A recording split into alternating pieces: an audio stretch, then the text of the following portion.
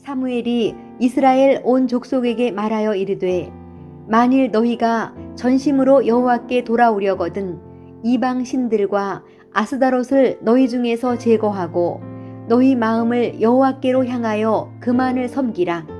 그리하면 너희를 블레셋 사람의 손에서 건져내시리라. 이에 이스라엘 자손이 바알들과 아스다롯을 제거하고 여호와만 섬기니라. 사무엘이 이르되 온 이스라엘은 미스바로 모이라. 내가 너희를 위하여 여호와께 기도하리라 하매 그들이 미스바에 모여 물을 길어 여호와 앞에 붓고 그날 종일 금식하고 거기에서 이르되 우리가 여호와께 범죄하였나이다 하니라. 사무엘이 미스바에서 이스라엘 자손을 다스리니라. 이 기독교 역사 가운데 하나님이 크게 쓰셨던 여러 성회들이 있습니다. 그 중에서도 오늘 본문에 소개되는 미스바 성회는 이 당시 사사시대, 이 오늘 말씀의 배경이 사사시대 말기입니다. 왕정시대가 시작하게 되는 사사시대의 말기 가운데 배경인데 이때 이스라엘을 구원한 아주 역사적인 이 사건이 바로 이 미스바 성회입니다. 그래서 우리 한국교회도 지금까지 이렇게 한국교회 역사가 이어오면서 많은 성회들이 있었어요. 부흥회, 말씀 집회 이런 것들이 있었는데 그 가운데 이 미스바 성회가 참 많았어요. 미스바 기도회 또는 미스바 구국 기도회, 미스바 말씀 집회 등등 여러 가지 이제 미스바 성회들이 많았는데 이 미스바 성회를 통해서 위기 가운데 있는 이스라엘을 하나님께서 건지시고 구원하시고 회복하시는 그런 역사가 오늘 본문에 기록되어 있는데 하나님 왜 이 미스바 성회를 기뻐하시고 미스바 성회를 통해서 위기 가운데 있는 이스라엘 백성들을 건지셨는가 그 이유에 대해서 한번 살펴봤으면 좋겠어요. 먼저 오늘 말씀의 배경을 살펴보면 이 오늘 본문의 배경이 되는 시대가 사사시대 말기라고 그랬잖아요. 사사시대는 그야말로 영적으로나 도덕적으로 아주 혼탁한 시대가 사사시대입니다. 암흑시대, 영적인 암흑시대가 바로 이 사사시대인데 그 시대에 이 제사장이 어떤 제사장이었냐면 엘리 제사장이었어요. 여러분 시대가 혼탁할수록 지도자들이 영적으로 바로 서서 백성들을 잘 지도해야 되잖아요. 엘리가 제사장으로서 그런 역할을 잘 해야 되는데 그 역할들을 제대로 감당하지 못합니다. 이 엘리 제사장은 아주 게으르고 또 영성이 없는 제사장이었어요. 그리고 그 두 아들 홈리와 비느하스가 있었는데 이 두 아들도 아주 영적으로 바로 서 있지 못한 그런 아들들입니다. 그래서 하나님께 드려야 될 이 제물을 성전에서 훔쳐먹는가 하면은 또 아주 그 음란한 죄를 저질렀던 그런 악한 자들이었어요. 그런데도 이 엘리는 아버지로서 이 아들들을 책망하거나 훈육시키지 않고 그냥 대충 넘어갑니다. 그래서 그 시대가 위의 지도자로부터 또 아래 이 백성에 이르기까지 아주 영적으로 부패하고 또 음란하고 타락한 그런 아주 소망 없는 시대였어요. 하나님은 이런 죄악된 이스라엘을 이 블레셋이라는 나라에 붙이셨어요. 우리가 성경 역사를 보면은 수요일 날도 우리가 열왕기하를 통해서 이스라엘 역사를 우리가 살펴보고 있는데 하나님이 택한 백성들이 범죄를 하잖아요. 범죄를 하고 우상을 섬기고 하나님을 떠나면 하나님이 징계를 내리시는데 그 징계하시는 방법이 뭐냐면 국가적인 어려움을 주시는 거예요. 그래서 이웃 나라 블레셋이라든지 여러 아수르 여러 이웃 나라를 쳐들어오게 해가지고 그 나라를 아주 어렵게 만드는 거예요. 그래서 이것이 바로 하나님의 징계였던 것을 보게 돼요. 그래서 이 블레셋이 쳐들어와 가지고 이스라엘 군사 4,000명을 죽입니다. 그때서야 이스라엘 백성들이 정신을 차리고 부랴부랴 대책을 마련하는데 어떻게 하면 이 위기를 벗어날 것인가? 대책을 마련하는데 여러분 우선 먼저 자기들의 죄를 회개하고 하나님께 부르짖어 기도해야 하고만 그 지도자들, 장로들이 어떻게 했냐면 여호와의 언약궤를 가져다가 그것으로 우리의 원수의 손에서 구원하게 하자.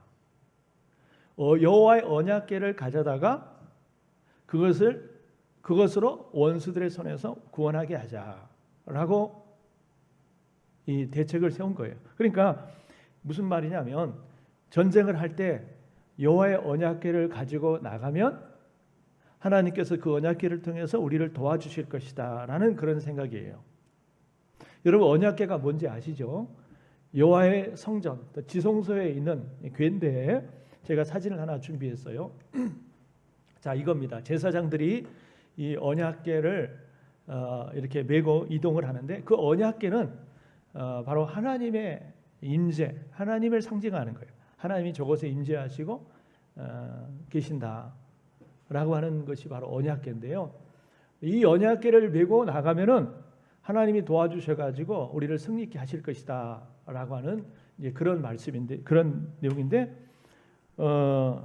그러나 하나님은 여러분 침묵하셨고 결국 이스라엘 보병 3만 명이 죽고 언약궤도 빼앗기고 맙니다.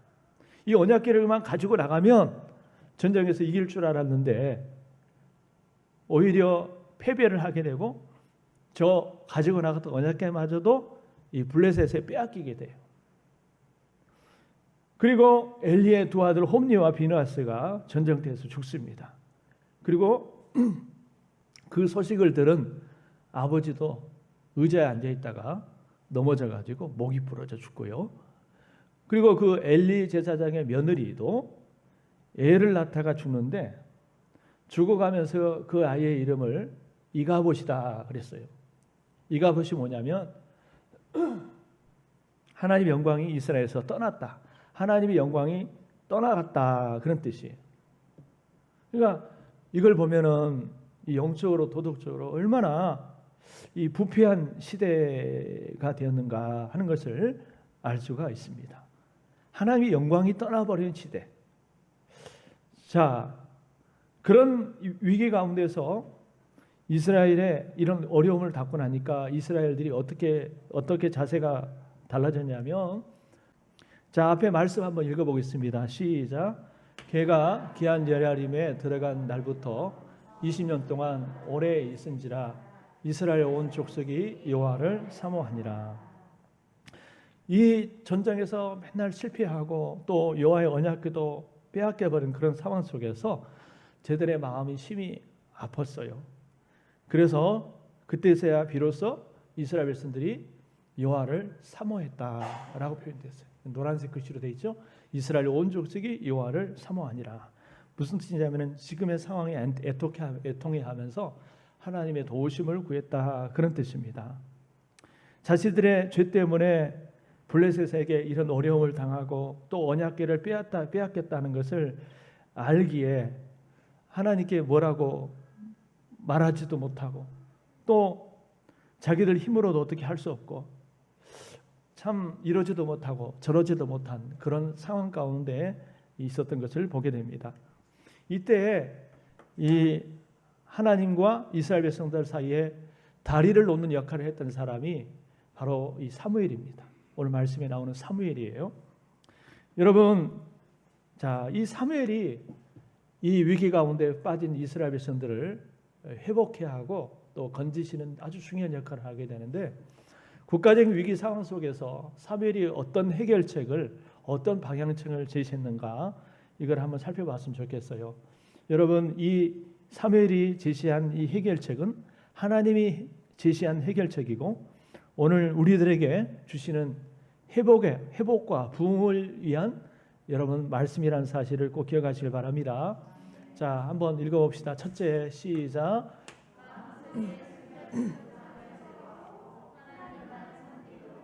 예, 부흥과 회복을 위한 첫 번째 해결책이 마음속에 숨겨진 우상을 제거하고 하나님만 섬기도록 했다는 거예요. 자, 여러분 오늘 그 7장 3절 보니까 사무엘이 이렇게 얘기해요.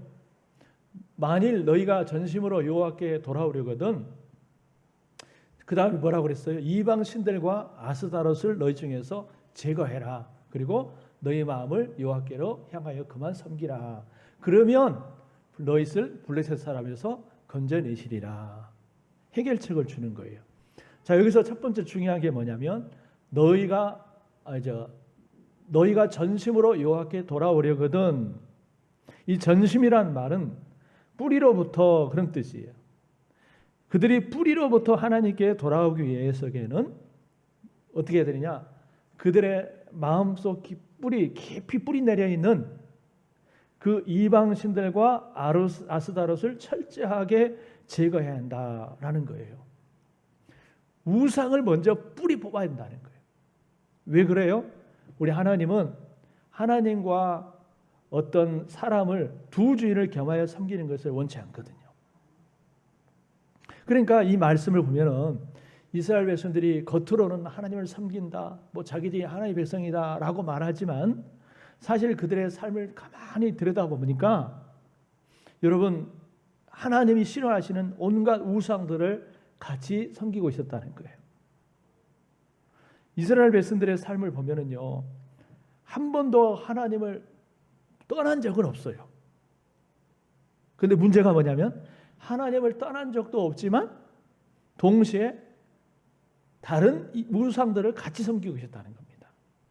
수요일날 열왕기하 말씀을 통해서 계속 반복하지만 이 혼합주의 신앙이 이스라엘 백성들이 멸망하게 된 원인이 된 겁니다. 여러분 하나님은 혼합주의를 싫어하셔요.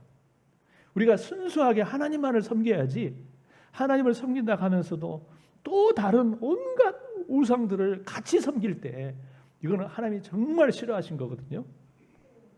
특별히 여기는 여러분 이스라엘 백성들이 하나님을 섬긴다 하면서 또 뭘 섬겼냐 하면 여기 보니까 이방신들 즉 아스다롯을 너희 중에서 제거하고 그랬는데 여기 아스다롯이 나왔지만 그 앞에 이방신들은 어떤 신을 말하냐면 대표적인 게 바로 바알입니다. 바알. 이 바알과 아스다롯은 이방의 대표적인 신인데 이 바알 신은 남신이에요. 아스다롯은 여신입니다. 이 바알 신은 남신이고 아스다롯은 여신인데 여러분 이 신들이 자신들에게 풍요를 가져다 준다. 풍요를 가져다 준다 이렇게 생각을 합니다. 그리고 이 남신과 여신 같이 섬기다 보니까 이 제사 의식 가운데는 필수적으로 음란한 행위가 뒤따르게 되어 있어요. 그러니까 이스라엘 백성들이 이방 족속들과 더불어 바알과 아스다롯을 섬기다 보니까 아주 음란하게 할 수밖에 없어야 됐다는 거예요. 그런데 이것이 하루아침에 형성된 것이 아니라 오랜 시간을 거치면서 여러분 그 이스라엘 백성들의 삶 속에 차곡차곡 쌓여진 겁니다. 여러분 우리가 이 밖에 이게 숲의 나무들을 보면은 겉으로 보면은 하나씩 이렇게 따로따로 서 있는 것 같지만 그 땅 속을 파고 들어가 보면은 여러 나무 뿌리들이 서로 얽히고 설켜서 엉겨 있는 것을 볼 수가 있는 거거든요. 마찬가지로 이스라엘의 삶을 깊이 이렇게 들여다보면 뿌리를 들여다보면은 겉으로는 하나님을 섬긴다고 하지만 그 깊이 들어가 보면 그 뿌리가 이방신들 우상들과 같이 얽히고 설켜가지고 그렇게 살아가고 있는 거예요. 그러니까 하나님의 백성이지만 안 믿는 이방인들과 똑같은 거예요. 사실은 똑같은 거예요. 그냥 이방인들과 같이 물질을 좋아하고 쾌락을 좋아하고 자기 욕심을 채워주는 어떤 신을 찾고 여러분 우상들의 특징이 뭔지 아세요? 사람들이 왜 우상을 섬기지 아십니까? 그 우상을 통해서 내가 어떤 물질의 복을 받고 또 건강의 복을 받고 마음이 평안을 얻고 자식이 잘 되고 다 이런 거 아니겠어요? 자기가 목적이에요. 여러분 우리의 신앙생활이 우리가 그게 목적이 아니잖아요. 우리가 왜 신앙생활해요? 왜 우리가 예배해요? 나의 어떤 목적, 내가 정말 잘 되고 내가 형통하고 복받고 여러분 그런 목적으로 우리가 신앙생활하면은 그거는 세상의 종교와 똑같은 거예요. 그러니까 겉으로는 하나님을 섬긴다고 하지만은 마음 깊은 곳에 들어가 보니까 하나님 외에 온갖 온갖 세상의 우상숭들을 다 섬기고 있더라는 거예요. 그래서 하나님은 사무엘을 통해서 이런 순수하지 못한 이스라엘 백성들의 삶을 도전하고 있는 거예요. 너희가 정말 하나님께 돌아오려거든 너희 중에 그 이방신들과 아스타로스를 제거해라, 없애버려라 라고 하는 거예요. 여러분, 하나님 우리에게 원하시는 것은 온 마음과 성품과 힘을 다해서 하나님 한 분만을 살아가는 것임을 믿으시길 바랍니다. 여러분, 이 모든 성경의 핵심이 뭐예요? 신명기 6장 5절 너는 마음을 다하고 뜻을 다하고 성품을 다하여 주 너의 하나님을 사랑하라. 할렐루야. 이거 아니겠어요? 그리고 이와 같이 내 이웃을 내 몸과 같이 사랑하라. 하나님 사랑, 이웃 사랑이에요. 여러분, 오늘 이 말씀을 듣는 저와 여러분들이요, 나와 상관없는 말씀이다 생각하지 말고 과연 내 삶의 방향성은 어디에 지금 향하고 있는가? 내 마음의 방향성은 지금 어디를 향하고 있는가? 우리 자신들을 한번 살펴보시길 원합니다. 내가 겉으로는 예수 믿는 사람이고 그리스도인이고 또 어떤 교회 직분을 가지고 있고 오늘 이렇게 주일이라서 예배에 나오고 있지만 예배당을 떠나고 나서 한 주일 동안 살아갈 때 내 마음이 지금 어디에 지금 집중되어 있는지, 내 마음과 생각이 어디에다가 지금 바라보고 있는지 한번 그걸 보세요. 그것이 과연 하나님이 기뻐하시는 것인지 아니면 하나님과 상관없이 그저 나의 어떤 만족과 행복과 어떤 소원을 위해서 그렇게 살아가는 것인지 여러분 한번 이 말씀 앞에 여러분 자신을 살펴보시길 바랍니다. 여러분, 우상은요 잘 아시겠습니다만은 어떤 형상, 그냥 눈에 보이는 막 형상만을 섬기는 것이 우상이 아니에요. 아시다시피 보이지 않는 우상들이 많아요. 성경에 보니까 이런 말씀이 있어요. 자, 골로새서 3장 5절 한번 읽어볼게요. 시작. 그러므로 땅에 있는 지체를 죽이라. 곧 음란과 부정과 사욕과 악한 정욕과 탐심이니 탐심은 우상이니라. 여기 보니까 탐심도 우상 숭배랍니다. 어떤 것에 대한 지나친 욕심, 탐욕, 집착, 이런 것이 바로 우상이라는 거예요. 우리가 우상 숭배를 안 하고 있는 걸로 생각했는데 어떤 물질이나 어떤 세상 것들에 지나치게 욕심을 가지고 살아가는 게 뭐다? 우상 숭배를 하는 거예요. 하나님은 그런 우상 숭배를 청산하기를 원하시는, 버리시기를 원하시는 거예요. 여러분, 우리가 마음의 우상을 뿌리 뽑지 않으면 영적인 생명력이 나오지 않습니다. 영적인 파워가 나오지 않아요.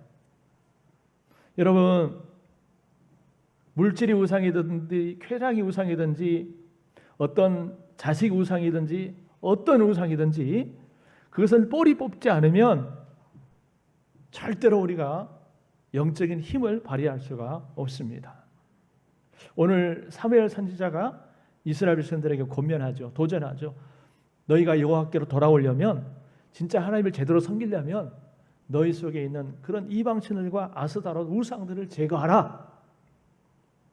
여러분, 오늘 이 말씀을 마음에 새기고 우리 마음속에 숨겨둔 그런 우상들을 철저히 뿌리 뽑고 여러분 하나님만 붙드시고 하나님만 의지하시는 우리 모두가 되기를 주의 이름으로 축원합니다.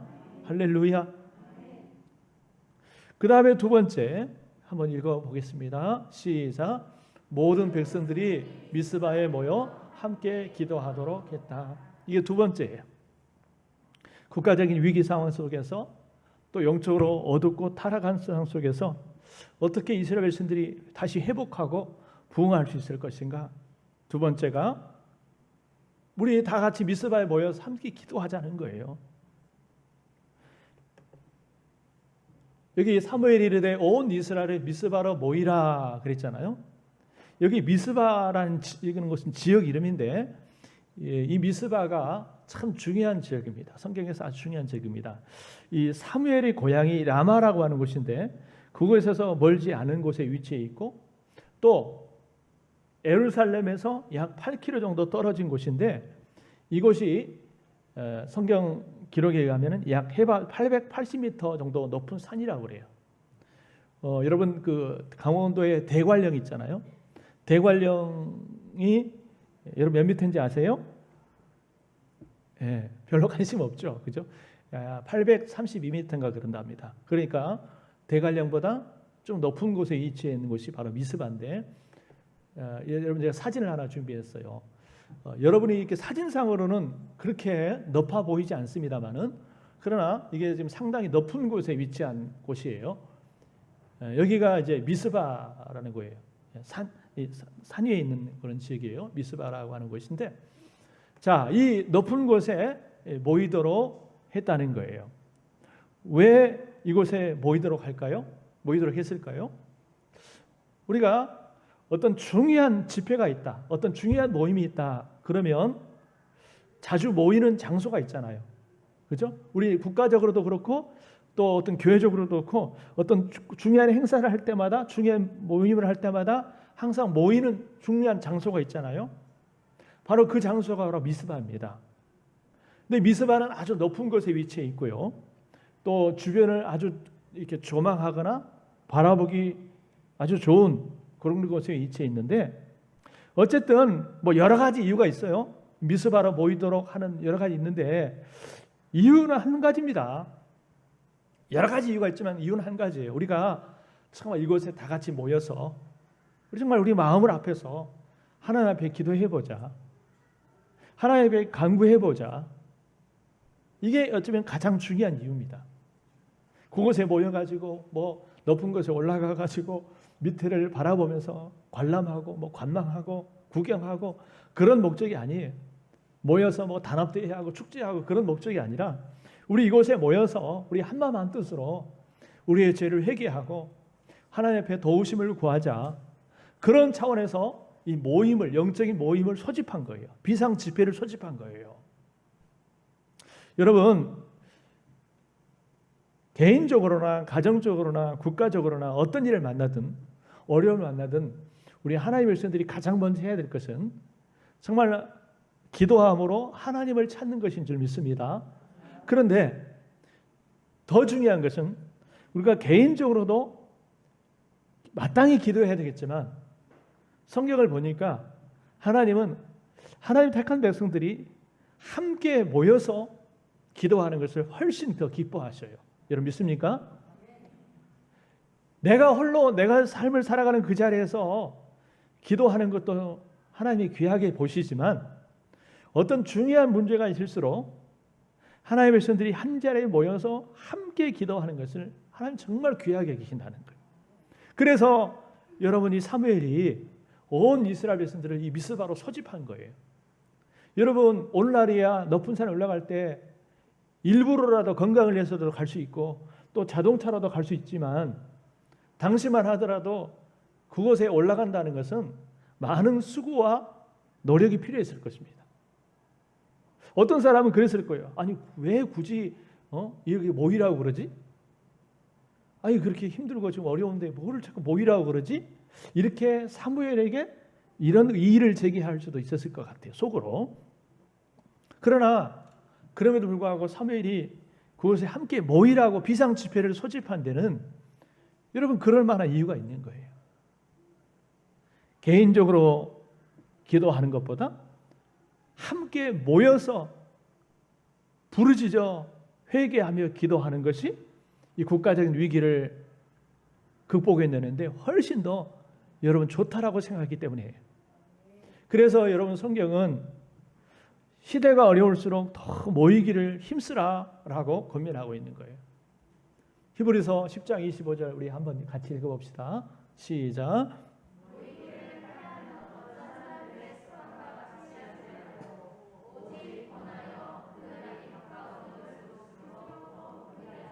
아멘. 사람들이 갈수록 모이기를 피합니다.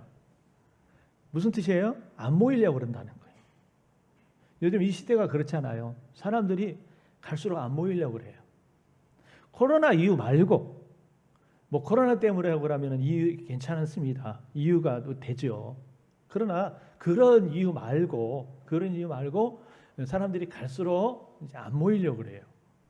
그러나 뭐라고 말씀하세요?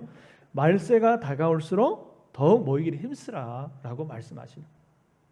여러분, 이 목사가 그렇게 하는 것이 아니라 우리 주님께서 오늘 우리에게 간곡하게 요청하시는 말씀인 줄 믿습니다. 제가 여러분에게 개인적으로 막 모이라고 그런 것이 아니라 성경은 갈수록 모이기를 힘쓰라고 말씀했어요. 힘쓰라는 거예요. 노력하라는 거예요. 어렵지만 모이기를 힘쓰라라는 거예요. 그리고요, 또 이 성경 구절 두 구절 한번 읽어볼게요. 시작. 두세 사람이 내 이름으로 모인 곳에는 나도 그들 중에 있느니라. 아멘. 오늘 이렇게 예배하여 두세 사람이 모인 곳에 뭐 한다? 주님이 그들 가운데 함께한다. 할렐루야. 모인 곳에 함께 하신다는 거예요. 그리고 밑에 한번 읽어봅시다. 사도행전 말씀 시작. 여자들과 예수의 어머니 마리아와 예수의 아우들과 더불어 마음을 같이하여 오로지 기도에 힘쓰더라. 아멘. 여러분 사도행전 2장에 가면은 그 유명한 오순절 성령 강림의 역사가 나타나게 되고 그때로부터 교회가 탄생하게 되는데 그런 일이 있기 전에 진짜 중요한 모임이 있었어요. 예수님이 부활 승천하시면서 주님이 제자들에게 말씀하셨어. 너희는 이곳을 떠나지 말고 아버지 약속하신 것이 내리기까지 이곳을 떠나지 말고 기도하라. 이 말씀을 붙잡고 여자들과 예수의 어머니 마리아와 예수의 아우들과 더불어 마음을 같이하여 오로지 기도에 힘쓰더라. 그랬더니 사도행전 바로 다음 장 2장에 호련히 하늘로부터 불과 같은 성령, 바람 같은 성령이 모인 그 무리들 각 사람 머리에 임하여 무리가 성령의 충만함을 받고 방언을 말하고 정말 담대히 나가서 복음을 전하더라는 거예요. 할렐루야. 모여서 기도하는 그 자리에 성령의 역사가 나타나더라는 겁니다. 오늘 모여서 예배하고 기도하는 여러분 각 사람이 하나님께서 성령을 부어주시기를 축원합니다. 성령을 받으면 이제는 마음이 뜨거워지는 거예요. 그리고 담대함이 생겨서 누가 위협을 하고 협박을 해도요 굴하지 않고 예수는 그리스도다라고 증거를 하게 되는 거예요.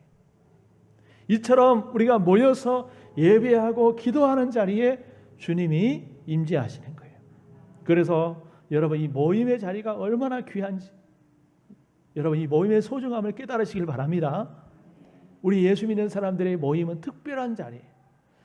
왜 그래요? 하나님이 이곳에 임재하시기 때문에 그래요. 할렐루야. 여러분 올림픽 하여 사람들이 모여서 올림픽 한다고 하나님 그곳에 임재한다는 말이 있습니까? 그러나 하나님 택함 받은 백성들이 두세 사람이 내 이름으로 모인 그 자리에 주님이 임재하신다고 분명히 말씀했잖아요. 믿습니까?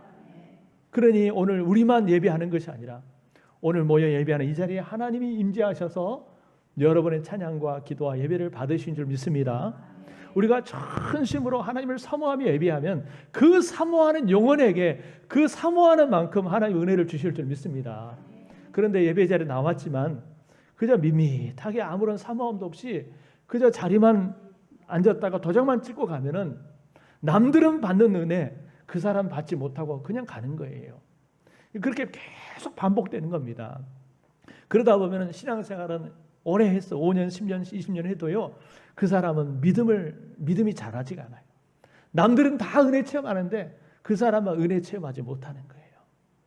여러분 은혜를 사모하시길 바랍니다. 사모하는 자에게 하나님 은혜를 주시는 거예요. 하나님의 놀라운 역사는 그냥 나타나는 것이 아니라 항상 모여서 예배하고 기도하는 자리에 나타남을 믿으시길 바랍니다. 기도 없는 회복, 기도 없는 부흥은 아무 곳에서 찾아볼 수 없는 거예요. 여러분들이 내 삶이 왜 이렇게 신앙생활을 하지만 밋밋하고 생동감이 없고 기쁨이 없고 만일 그런 분이 있다면 나는 정말 하나님 앞에 정말 그렇게 한번 깊이 있는 기도를 해봤는가 그걸 한번 되새겨 봤으면 좋겠어요. 그렇게 정말 매달려서 기도의 싸움, 기도의 씨름을 한번 해봤는가 한번 여러분 자신들을 한번 살펴보시길 바랍니다. 우리 하나님은 무에서 유를 창조하시고 또 죽은 자도 살리시고 아무리 안 좋은 상황도 좋은 상황으로 바꾸시는 그런 생사화복을 주관하시는 하나님이세요. 그 하나님 앞에 나아가서 우리 삶의 모든 문제를 놓고 부르짖어 기도할 때에 하나님께서 은혜를 주실 줄 믿습니다. 특별히 여러분 우리가 기도함에 있어서 한 가지 중요한 게 있으면 따라서 한번 해볼까요? 회개 기도. 자, 여러분 이 말씀 한번 읽어볼게요. 시작. 그들이 미스바에 모여 물을 길어 여호와 앞에 붓고 그날 종일 금식하고 거기에서 이르되 우리가 여호와께 범죄하였나이다 하니라. 이게 뭐냐면 물을 길어 여호와 앞에 붓는다라고 하는 것은 하나의 제사 의식이에요. 예배 의식입니다. 물을 부어서 붓는다. 이게 제사 의식, 예배 의식인데 그 중에 그 가운데 뭐냐면 우리가 여호와께 범죄하였나이다 하니라. 이 말은 뭐냐면 어떤 회개의 집회, 회개의 기도성이라 그 말이에요. 국가적인 위기 앞에서 이스라엘 백성들이 하나님 앞에 도우심을 구할 때 먼저 뭘 했어요? 자신들의 죄악을 회개하면서 회개의 기도했다는 거예요. 때로는 금식하면서 기도했다라고 하는 거예요. 여러분 왜 이 회개의 기도가 중요합니까? 하나님이 우리가 죄가 회개하지 않으면 우리 안에 죄가 있으면 하나님이 기도를 들어주지 않기 때문에 그렇습니다. 여러분 이 말씀 한번 읽어볼게요. 시작. 내가 내 마음의 죄악을 품었더라면 주께서 듣지 아니시리라. 여러분 하나님이 우리 가운데 죄 문제 해결되지 않으면요 우리가 부르짖어도 기도해도 응답이 안 됩니다. 여러분 그래서 이 죄 문제를 먼저 해결해야 되는데 그래서 필요한 게 회개 기도예요. 여러분 오늘 본문을 통해서 깨달을 수 있는 것은 이 고난의 시대를 종결하려면 무엇보다도 회개가 선행되어야 해요. 이스라엘 백성들이 블레셋의 압제로부터 하나님의 도우심을 받고자 한다면 그냥 되는 것이 아니라 먼저 하나님 앞에서 자신들의 죄를 회개하는 이 회개가 먼저 선행돼야 한다는 겁니다. 그때서 비로소 하나님이 그들의 부르짖음을 들으시고 응답하신다는 거예요. 할렐루야. 회개가 뭐냐면 그들이 그동안 하나님을 섬긴다 하면서 또 동시에 교묘하게 섬겼던 각종 우상의 숭배의 죄를 이제는 회개하는 거예요. 그리고 청산하는 거예요. 여러분 내 삶이 힘들고 어렵고 또 우리가 살아가는 시대가 어렵고 힘들다면 여러 가지 원인들이 있겠지만 그 원인들 가운데 하나가 죄 문제일 수 있어요. 만일 전 세계가 이렇게 고통스럽고 또 우리 대한민국이 어렵다면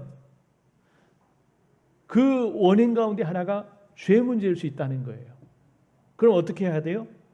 이 죄 문제를 끌어안고 하나님의 백성들이 회개하며 기도해야 돼요. 할렐루야. 내 죄뿐만 아니라 이 민족자의 죄를 끌어안고 특별히 이 우상 숭배, 하나님을 부인하고 우상을 섬기는 이런 죄들을 우리가 끌어안고 믿는 자들이 먼저 회개하면 여러분 살 길이 열리는 줄 믿으시길 바랍니다. 따라서 합시다. 회개하면 살 길이 열린다. 모든 회복은요 회개부터 시작되는 거예요. 사람들은 회개하십시오 그러면 싫어해요. 내가 뭘 잘못했는데, 내가 뭘 회개할 거 있는데 왜 회개하라고 그래? 사람들이 거부 반응하고 싫어하지만 그거는 나 자신을 너무 몰라서 그래요. 내가 얼마나 하나님 앞에서 정말 불순종한 사람이고 정말 죄악된 사람인지를 모르니까 내가 뭘 잘못해서 회개한다라고 생각하는데 여러분 자기의 죄악을 아는 사람은 정말 하나님 앞에 회개합니다. 그리고 회개할 때 비로소 회복의 역사, 부흥의 역사, 살 길이 열리는 줄 믿으시길 바랍니다. 이사야서 1장 18절 한번 같이 읽어봅시다. 시작. 여호와께서 말씀하시되 오라 우리가 서로 변론하자. 너희의 죄가 주홍 같을지라도 눈과 같이 휘어질 것이요 진홍같이 붉을지라도 양털같이 희게 되리라. 아멘. 할렐루야. 여러분 하나님과 우리 사이에 막힌 것이 있으면요 문제가 해결이 안 됩니다. 이 막힌 것을 해결해야 되는데 이 막힌 것이 뭐냐면 죄 문제란 죄. 여러분 이스라엘 백성들이요 국가적인 문제가 생기고 어려움이 생길 때 자기들의 죄를 회개할 생각을 하지 않고 아무리 기도해도 하나님이 들어주지 않으니까 하나님께서 무능하셔서 그런 줄로 착각을 했어요. 그래서 하나님 이사야 선지자를 통해서 이렇게 말씀하셨어요. 한번 59장 1, 2절 한번 읽어봅시다. 시작. 여호와의 손이 짧아 구원하지 못하심도 아니요 귀가 둔하여 듣지 못하심도 아니라 오직 너희 죄악이 너희와 너희 하나님 사이를 갈라놓았고 너희 죄가 그의 얼굴을 가리워서 너희에게서 듣지 아니하시게 함이니라. 아멘. 하나님이 무능하셔서 이 문제를 해결하지 않으신 것이 아니라 여러분 문제는 우리한테 있다는 거예요. 우리 안에 이 죄악이 너희와 하나님 사이를 갈라놓아서 너희 죄가 하나님의 얼굴을 가리어서 너희가 부르짖어도 듣지 않으신다는 거예요. 하나님이 능력이 없으셔서 손이 짧아서 귀가 둔해서 듣지 못해서는 게 아니라 문제는 하나님께 있는 것이 아니라 나에게 있다, 우리에게 있다라는 거예요. 아멘. 여러분 항상 문제는 하나님께 있는 것이 아니라 나에게 있다는 사실을 기억하시길 바랍니다. 그런데 어떤 사람은 그걸 모르고 자꾸 문제가 생기면 하나님 탓하는 거예요.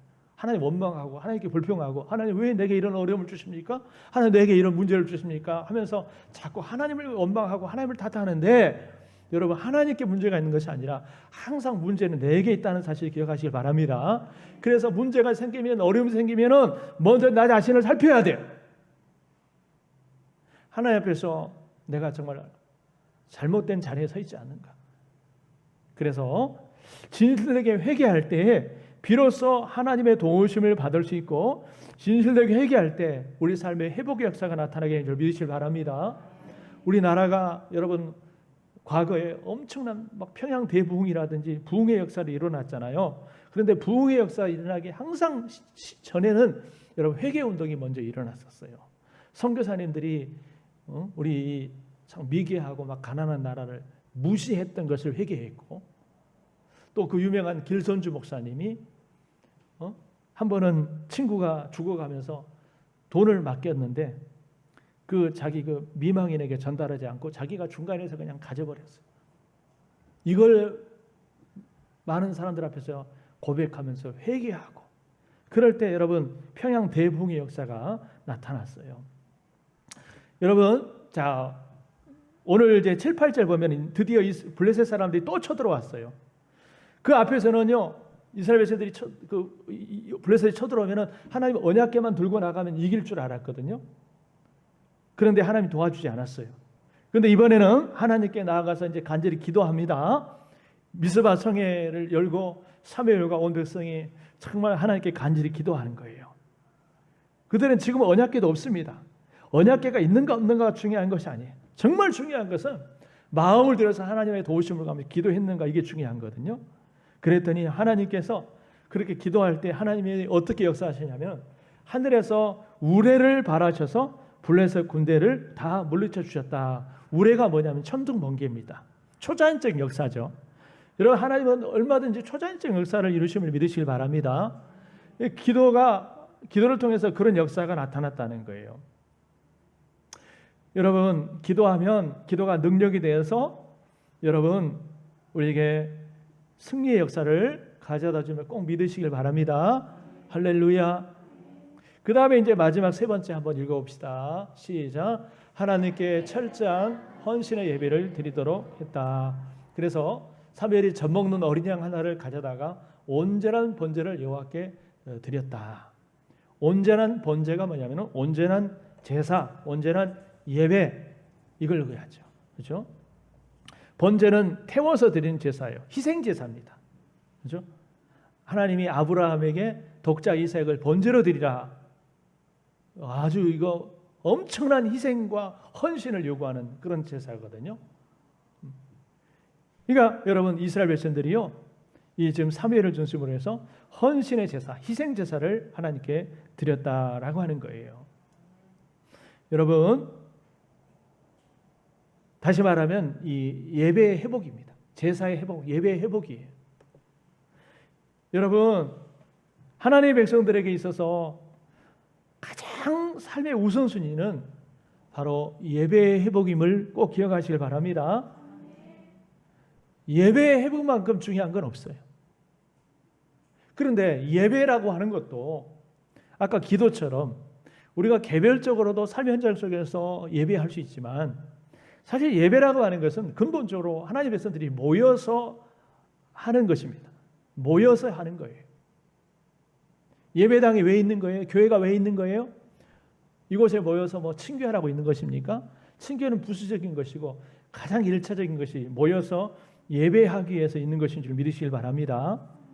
그래서 이 제단을 쌓았다, 번제를 드렸다, 이 말은 여러분 제사 회복, 예배 회복을 의미하는 거예요.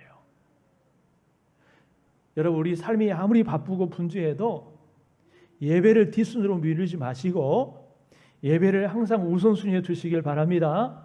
예배를 저리 팽개쳐 놓고 우리가 밤낮 수고하고 일하고 노력한다고 여러분 성공하는 게 아니에요.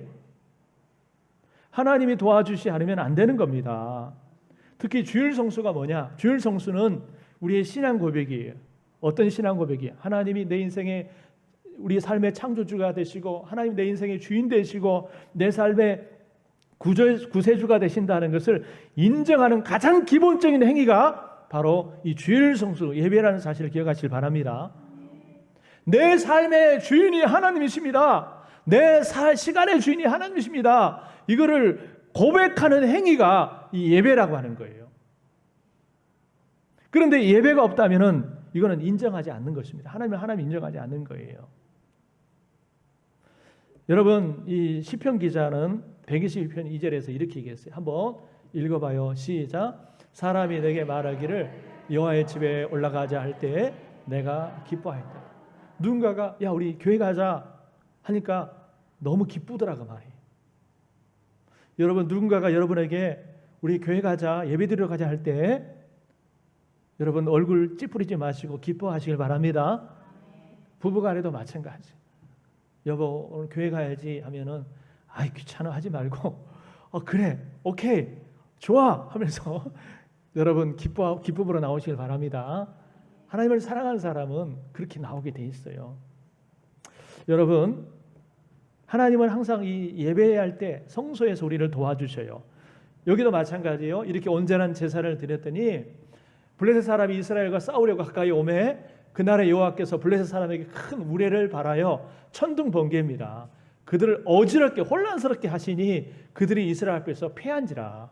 하나님은요 때로는 초자연적인 기적과 역사를 이루시는 겁니다. 그래서 상상할 수 없는 큰 우레 천둥 번개를 막 내리시니까 이스라엘 백성들이 블레셋 사람들이 쳐들어왔다고 혼비백산해 가지고 여러분 도망가는 거예요.